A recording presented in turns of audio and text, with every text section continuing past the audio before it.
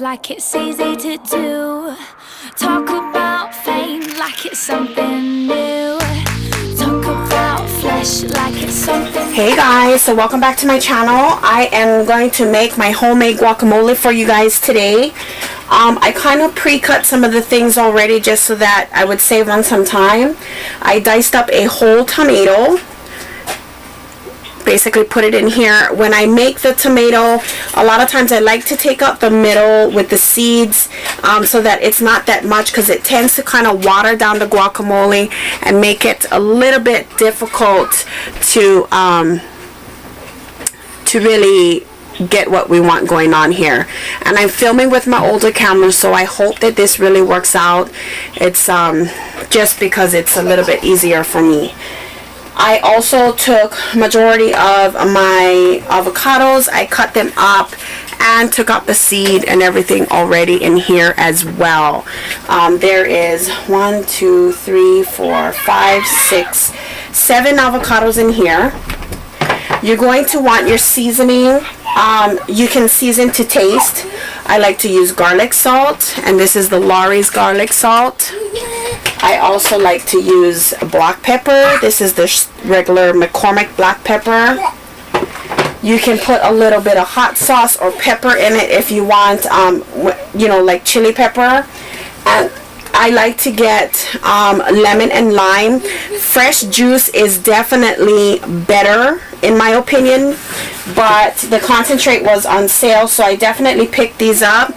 A lot of people think that it is for flavoring, but in all actuality, while it does add awesome flavor, these actually help to prolong the avocado from going brown, and that will allow it to keep a lot better. Now you're going to want whatever container you're going to be working in, so obviously I'll be having this container here. Some people add sour cream to their guacamole. I like mine chunky, and I don't like it to be watered down, and when you add sour cream, a lot of times it can have a more watered down effect a day or two later. This way I can store it for a lot longer. So I'm going to go ahead and show you what I do. I always get a really big tablespoon, usually works, a nice sharp knife, and of course your cutting board. I'm taking your avocado, which is about an average size. My avocado tree in the yard is a butter avocado tree. It grows every 2 years, so it's actually about to drop its avocados for ripening within the next month. These, however, are a lot smaller. They are just like the Haas avocados, and I got them on sale at my local grocery market. I take my avocado and I basically will cut it all the way around, just like so, and then kind of twist it open just like that. Now as you can see, the seed is there in the middle, so I'll put that avocado on the side. I'll take my knife, make sure it's sharp, and just kind of do that with my knife and twist. If that doesn't work, go the opposite way, twist, and your seed will come out. Then what you're going to do is you take your hand over your blade, and you're actually going to push the seed out just like so, and then just push it down. That way you're not risking your fingers getting cut. Be careful to do it very carefully. The knives in my house are crazy sharp. Then you can dispose of it in your garbage bowl or whatever. Then what you want to do to make it easier is, I like the big spoon. I start towards the top. If it already started to brown on the avocado up here, then you'll start further down. But this avocado is still good.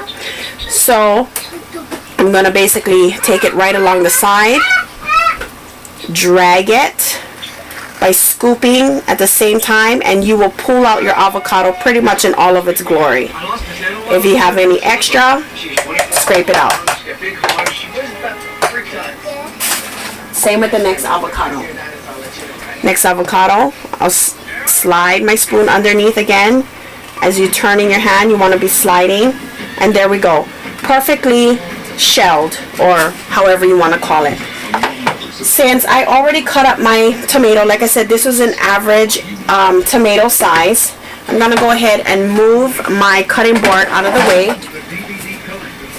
and I'm going to bring my bowl of avocados here. I can actually even move my knife out of the way as well. Now there are several different things people like to do. I am going to first and foremost go ahead and take my lime and lemon mixture and start pouring it in. I start off with the lime because that ultimately will be the one that will really keep it from going brown. You can put about, I would say about a tablespoon, so we'll start off with that to kind of see about how much it is. That's about a tablespoon, and to me that's not enough, so I'm going to squeeze gradually my juice in there. I would say about half of a lime if you were squeezing the juice. Maybe you could even use one lime if you were going regular. And then with the lemon, just like so. So you'll see that the juice is kind of sitting in there and in the bottom. Can kind of mix it up if you want, but again, like I said, this will help to keep it from going brown a lot faster, and that's what you want. The next thing you want to do is get a fork, a masher, anything like that that you like to use when you're mashing. Most of the time I'll take a potato masher. This time I'll actually use a fork because the type of bowl that I have kind of comes up instead of more flat on the bottom, so it'll be easier. We're not going to mash a lot. I love chunky avocado, so we are going to mash it to where it's soft and blended. Some people like softer avocado. Guacamole, I like mine a little bit on the chunky side, which is why I like to put tomatoes in mine. If you want, you can definitely add more lemon or lime juice at this point. You can taste to see if it needs more lemon or lime, but ultimately I'm going to be adding more lemon and lime juice in it anyway. So as you can see, it's just kind of smashing up.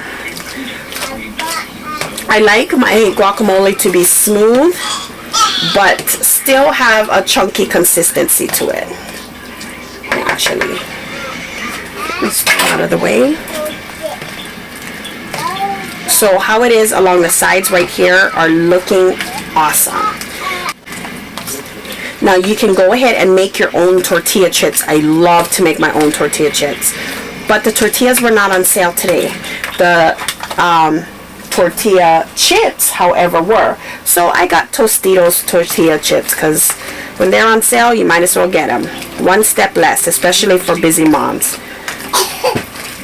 Okay, so that's kind of what it looks like right now. We have it chunky. There's still some big pieces. You can work out the big pieces if you want. At this point, if you were going to use sour cream, again, like I said, you definitely could. My problem with sour cream is that it tends to be a little bit more watered down. So this is the consistency that we want for the avocado. I've always been here. Now's the point where we're going to add our salt and pepper.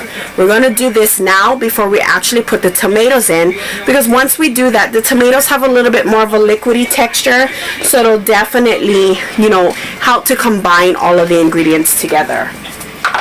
Use salt and pepper to taste. I'm using garlic salt. I'm going to also use black pepper and a little bit of onion powder. You can definitely put your onions in there if you want to as well. And you want to go ahead and kind of combine it roughly. You don't have to do it too well because you don't want to mash up your guacamole too much. Now you're going to take your tomatoes, just like so, and you're going to add them in there. I also like olives, so I'm going to put one small can of sliced olives in here. You can definitely omit the tomatoes or olives if you want to, and if you decide that you don't want to put those items in, then what you can do is go ahead and mix it well, and then just do your lemon juice and your lime juice again. So here are, let's combine it all together. What this does too is it really helps to stretch it. So if you're having a party, throw those tomatoes and olives in there because it'll help to stretch that guacamole, and you'll have more for everyone else.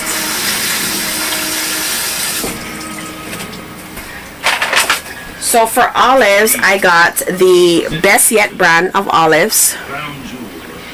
And again, they are sliced black olives.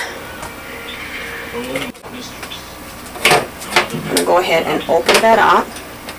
And since my tomato bowl is sitting right there, I'm just gonna dump out my olive juice in there, because you don't want to have olive juice in your guacamole.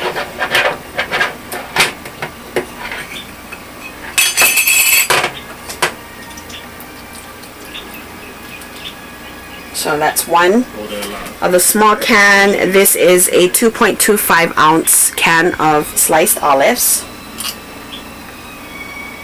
You can put more or less if you definitely want. Combine them. And again, like I said, you want that chunkiness, so don't over combine. Mix it up how you want. You still want it to be a little bit chunky. Now's the part where you're gonna go and add in your lemon and lime again. Now, this time that you're doing it is actually for flavor, and it will help to preserve it. I'm going with the lemon first. Then the lime, just like so. Combine it. Again, just a little bit of mixing. And you are done. I'm going to go ahead and take a taste of this. Delish. Let me just wash my fork. Now, I think I need a little bit more lime and lemon juice, so I'm going to go ahead and do that. And you will see if you add, especially lime juice, it will keep it nice and green like this for a couple days. If you don't do that, it will not stay green. You're going to have it to start browning on you. All the oxidation or what have you. This is onion powder. I just wanted a little bit more than what was in there for flavor. And just a little bit more garlic salt. You can definitely chop up some peppers and put that in there again. Like I said, some chili peppers for a little bit of kick.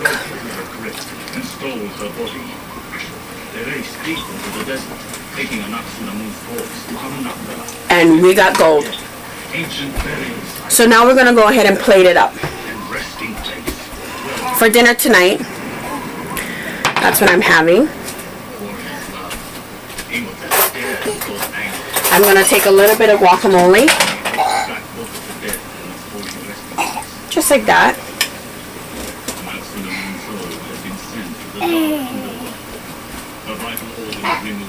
And then I'm going to go ahead and take my chips.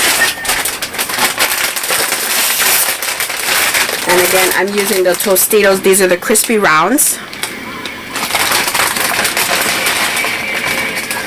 Put a little bit here on the side.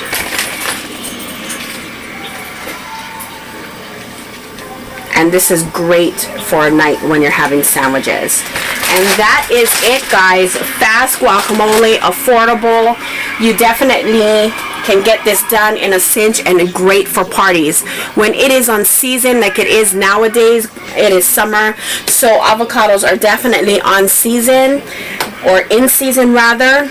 A great dish to bring for potluck, for picnics, because it is cheap. You'll find it ripe. A lot of people even have avocados in their yard.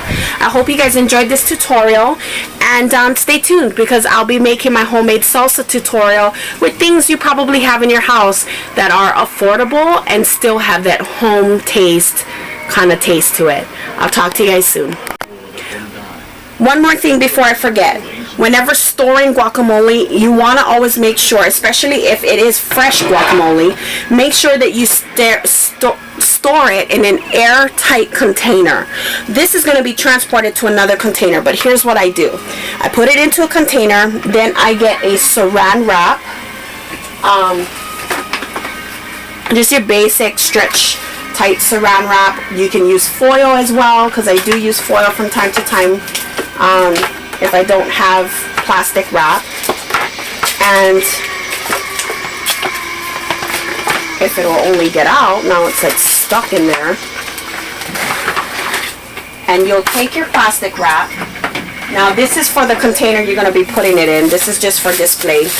You're going to take your plastic wrap, which I completely put together. Got it sticking.